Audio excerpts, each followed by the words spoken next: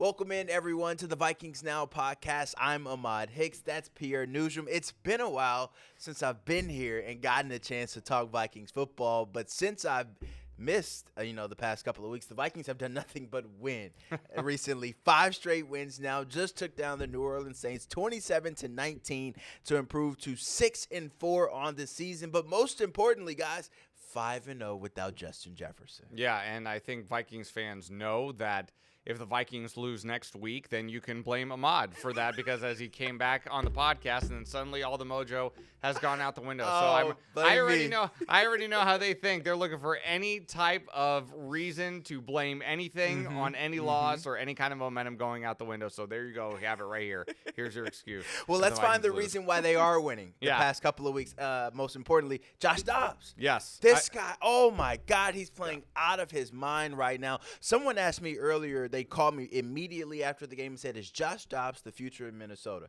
I said, hold your horses now. Yeah. I said, he hasn't really played any stellar defenses, but what he's doing right now, he's taking advantage of what the defenses are giving him, and that's the ability to extend plays, create opportunities when there are none, and call his own number, which is what we saw. Kevin O'Connell said after the game, he can fist pump with the best of them, but after that Josh Dobbs touchdown run in the second quarter, he was just like, wow. Played a pretty good defense today, a defense that led the league in interceptions. You know, that a unit where Dennis Allen is the head coach, but defense is Dennis Allen's specialty. And this New Orleans defense has been playing very good football throughout the entire season. And Josh Dobbs, I don't want to say it, but I can't think of any other way to say it, made it look easy. Made it look easy. In the first half, in the first half, yes. I mean, points were being scored. The ball was moving in the first half. Second half, got a little shaky at times. Drive stalled. But I kept looking back at that T.J. Hockenson touchdown at the end of the first half, and if you freeze frame it, you'll notice not 1, not 2, not 3, but 4 New Orleans Saints that are in a little window here, and Dobbs fit it in the only spot you could fit it where Hockenson just so happened to be, and I don't know if it was a busted coverage by any of the guys in the secondary in New Orleans. I don't think so. But I'm looking at 4 guys that are just essentially forming a square around T.J. Hockenson. So guys were in the area, but that ball was right on the money, right where it needed to be. Called that too high. Josh Dobbs spoke about that play after the game. 2 high safeties. So what you have with T.J. Hockenson right there, his job is to get behind that linebacker and in the middle of those 2 safeties. He did it perfectly. You just need timing on a play like that. You need your line to protect the quarterback and to let Josh Dobbs look away those safeties, keep them honest on the sides of their hash marks, and then fire the ball down the middle. Man, Josh Dobbs played great in the first quarter. This offense, man, especially with Ty Chandler, the explosiveness that he had, the Wildcat touchdown in the first quarter. Alexander Madison went down with a concussion, but I'd like to say that Ty Chandler is a guy who probably needs more carries. Well, and I think he might get it, too. He might get it if Alexander Madison can't play next week. He went down with a concussion. KJ Osborne missed today's game because of a concussion. So Madison will now enter the concussion protocol as the week goes on. So we'll monitor his situation and if he'll be able to play next week when the Vikings take on the Broncos in Denver. But Ty Chandler, I think, is going to get one way or the other. Even if Madison is eligible to play next week, Ty Chandler is going to get his opportunity. As he should. And, he ran a little bit angry today. We like to see that. I know the yards per carry are not going to jump out at you, but he's also another guy. I don't want to say he's similar to Cam Akers, but in a way, with his ability to catch the ball out of the backfield and the way he can kind of like juke and jive his way, he reminds me of Cam Akers a little bit. So I think Ty Chandler is going to get his opportunity, even though the Vikings aren't really running the ball still with any type of efficiency. Suddenly the running ability of Josh Dobbs opens things up a little bit more because defenses now have to take into account the ability of Dobbs to get out of the pocket. Ty Chandler just seems like a guy that's hungry and humble and ready for more in this opportunity. In fact, he didn't even keep his first touchdown ball. You know how like most players score a touchdown and somebody brings it to the sideline or they make sure to bring it to the sideline. He was caught on camera like, I don't know, I don't care about that ball. And I asked him after the game, I said, where's the football? I said, what's up with that? He was like, the equipment staff got it somewhere. He was like, I don't know. They all look the same. He was like, it'll be more to come. I was like, I love that attitude right now. And when you go in the locker room, Pierre, I'm sure you've been around with these guys, they all feel good. They're all smiling. And the one word that is just circulating all throughout the Vikings facilities is fun. everybody's having fun.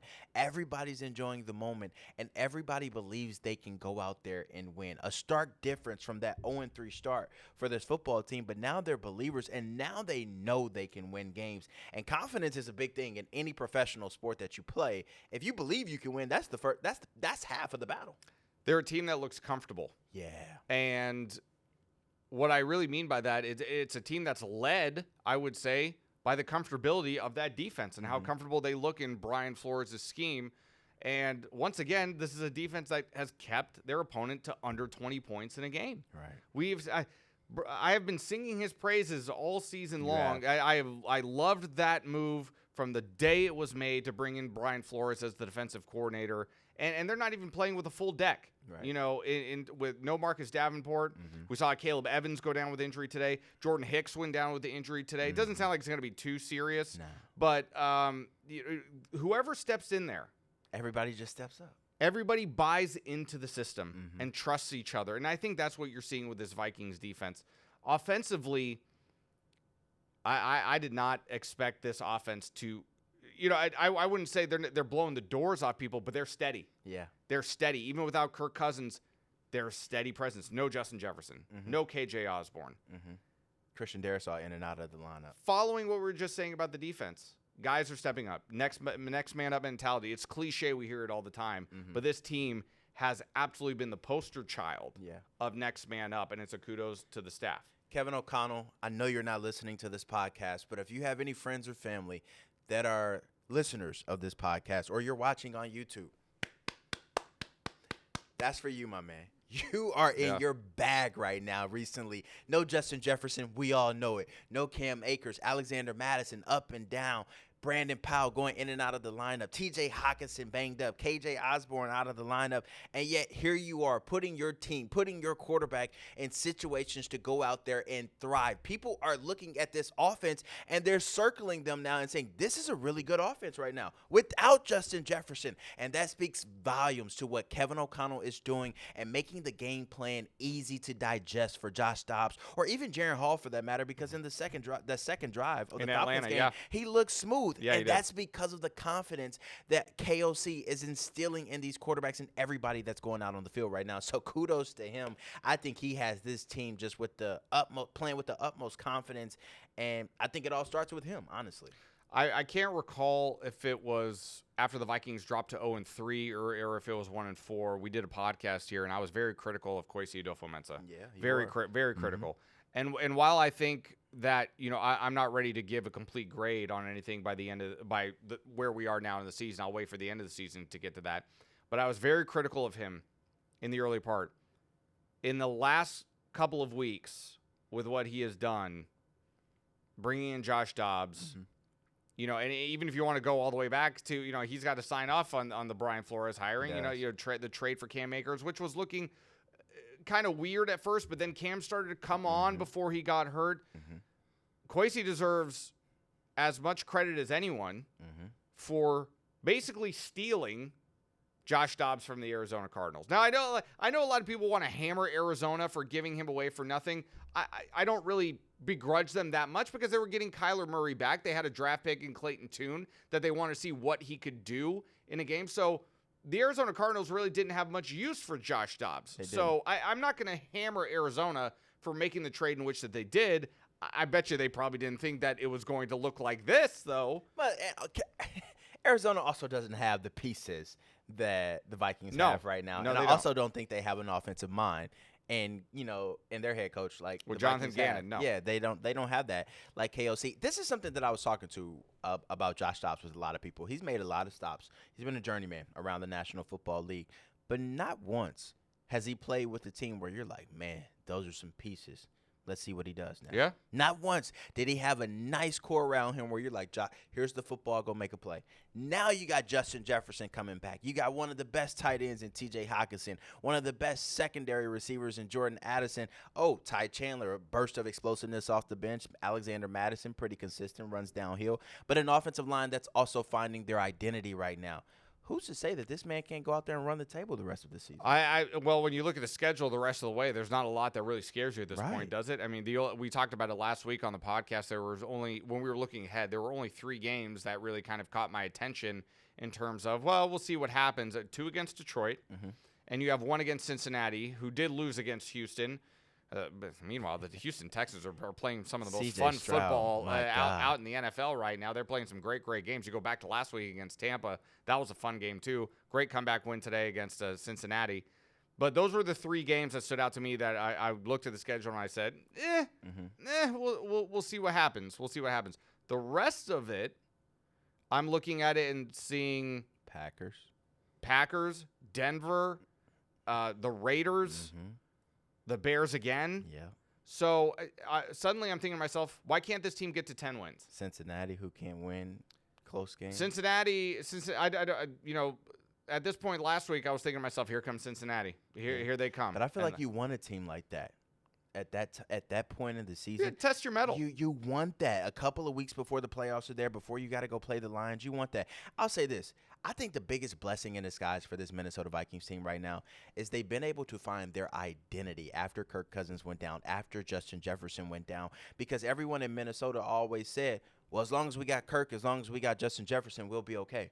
Well, you didn't have those 2 guys for a good chunk of this season so far, and look how well you're doing without them. I think that gives you a ton of confidence if you're Kwesi heading into the offseason, where you're like, you know what? Maybe we don't need Kirk Cousins. Maybe we don't need to pay $30 million for a quarterback. Maybe we improve this offensive and defensive line and we go get some more pieces and we just let Kevin O'Connell cook with whoever plays quarterback. I'm not opposed to that strategy because I don't think you need a $40 million quarterback to take your team to the promised land. I think you need a solid core around your quarterback, and then if you just get a halfway decent quarterback that doesn't turn the ball over, this team will have a chance, especially with KOC calling plays like he did in the first half, not the second half. I cannot wait till we get to the offseason to come back to this type of conversation because all season long, it's funny you bring up the quarterback because my thought process is on the wide receiver. Are you really going to give $200 million to Justin Jefferson, who I'm not saying is not worth it, but again, we hinted at this earlier in the season on this very podcast. That's not really how you build championship contenders. If you're going to allocate that much money to one position, especially at a position of wide receiver, which, yes, you need good wide receivers, but at the skill positions at wide receiver and running backs, there's a plethora of talent around to where you can supplement the loss of a Justin Jefferson with a Jordan Addison, maybe a secondary free agent that when you look at the free agency list coming up in the offseason, a secondary type player, maybe another draft pick. You can supplement that loss. So do you want to turn your mentions off right now on X or something? I'm just saying. It does. I know we're going to revisit this conversation. That's not really what we're here to talk about here after week 10. Right now, But at the same time, too, I cannot stop thinking about the question that is facing Kwesi Adolfo-Mensah in the offseason. Am I going to pay Justin Jefferson $200 million? Well, I think the thing is they did not offer Justin Jefferson that, or else he would be extended here right now. Right. Based on the people that I've spoken to that are close to Justin Jefferson or know Justin Jefferson, the offer that the Vikings presented him was not even close. And that's why we are where we are right now, because it was not close. And I think Justin Jefferson wants to get paid. Whether he gets that, we'll revisit that topic in the offseason. Right now, though, 5 wins in a row. Justin Jefferson may be making his return back next week to this team. Where does this offense go when Justin gets back, Pierre? Well, I think you just add another dynamic element to it. I mean, you saw a team that put up 27 points today. A lot of weeks you put up 27 points, you're in a really good position to win. You did that without Justin Jefferson. You did it without KJ Osborne. You get those 2 guys back, and then assuming TJ Hawkinson stays healthy. And you have listen. This offense has the only issue. This is the issue. This offense, when Kirk Cousins was in, and they like to do with Josh Dobbs too. They like to run a lot of play action, but with no threat of a run game, I'm waiting to come across the team that says, okay, that's cute. You can run play action. I'm not biting it by any means because I'm not believing that you're going to run. That's the thing. That's what I'm waiting on for a defense that recognizes this with the Vikings and said, You could pose like you want to run play action all you want, but I'm not buying that you're going to hand the ball off here. I'm with you on that. You can win championships. Let me rephrase that. You can win championships without a run game, but I think having a run game helps you control more of your own destiny. You can eat up the own clock. You can give your defense a blow while you're out on the field eating up some clock. So I think having that running game is very vital for successful teams moving forward. It's something that the Vikings haven't had, but now throwing Josh Dobbs in the mix, they went for over 100 yards as a team today. So they are clearly headed in the right direction with the running attack. And I think Ty Chandler and that explosiveness, I'm pretty sure it has Kevin O'Connell looking at film tomorrow like, man, we got to get him more touches. They absolutely got to get him more touches. And I think, like we said off the top, they may not have a choice at this point. Kene Nwangwu's probably going to get a look as well going into next week against the Denver Broncos. And that's where we find the Vikings next week, Sunday Night Football in Denver, Mile High. Another team that started in a disastrous fashion. Now, as of right now, when we record this podcast, the Broncos have not played. They're on Monday Night Football. They will be in Buffalo to take on the Bills. 3-5 right now in their division. They've won two in a row. Yeah. After starting 1-5, they've won 2 in a row. They really put the clamps down on the Chiefs a couple of weeks ago. They did. Surprised a lot of people. So they're playing good right now. Suddenly, is the tide turning a little bit in Denver? You know, you so. Can't, as a Vikings fan, you can't be looking at the schedule right now and see Denver and be like, oh yeah, that's a dub. No. You can't be doing that. Especially not playing in Denver and everything. I think everybody has been giving Russell Wilson all the trouble, writing him off, talking about Sean Payton and all his offseason drama and whatnot. I think any given thing can happen, any given week in the National Football League. Anybody can win any given week. And so, no, Vikings fans, you cannot write this team off. As we all know, the Vikings love to play down to their competition for whatever reason. They can't just go out there and just go blow somebody out, put up 40 points on them, beat them by 3 touchdowns. That's just not how the Vikings get down. It's going to be a trap game, I think. It's going to be a lot of eyes on them. Denver's going to have a lot more time to prep for them. It's going to be a big game for this team, and it's going to be a very telling game for this team because a lot of eyes are going to be watching them. The spotlight's on. The pressure's going to be on it. As they always say, the bright lights, they can either burst pipes or they can create diamonds. And so a game like that can instill so much more confidence for the rest of the season because these guys, they all tell us these cliche answers 1 day at a time, 1 week at a time, 1 game at a time. You think they aren't looking at this schedule and saying, man, we go get a win next week? We could possibly win out. By the time we go play Detroit, that could be 2 big primetime games where everybody in the NFL will be watching. That will be the storyline for the last 3 weeks of the season, the Vikings and the Lions, if they keep playing the way they're playing right now. So I know these guys are talking about it, but they are also focused, on the week ahead, and that is the Broncos. Again, as of this very moment, we record this podcast, the Vikings currently sit in that 7th and final wild card spot in the NFC. Who would have thought that about a month ago? Right. But and like Ahmad was just saying, the division is still up for grabs. It is. Detroit did win. They did beat the Chargers in maybe the most fun game of the entire week, 41-38. Detroit getting the win in Los Angeles over the Chargers. Detroit sitting at 7-2, so still work to be done to try to catch them. But it's not out of the question. You play them twice, and then Detroit also plays the Cowboys in between the Vikings in their final 3 weeks. So get this, they have the Vikings, the Cowboys, and then the Vikings again. So the Lions very well could play themselves out of that, NFC North title spot, that they are currently positioned in right now. So it's going to be a fun final couple weeks of the season. This is a lot better than how the season started. This is all you want, is to play meaningful games going into Thanksgiving and into December. That's all you want. Right. You want to be in the hunt. You don't want to be sitting there, like the Cardinals are, like the Giants are. You don't want that. And it looked awfully dire after the first 5 weeks of the season. It looked awfully dire when Kirk Cousins went down with an Achilles injury.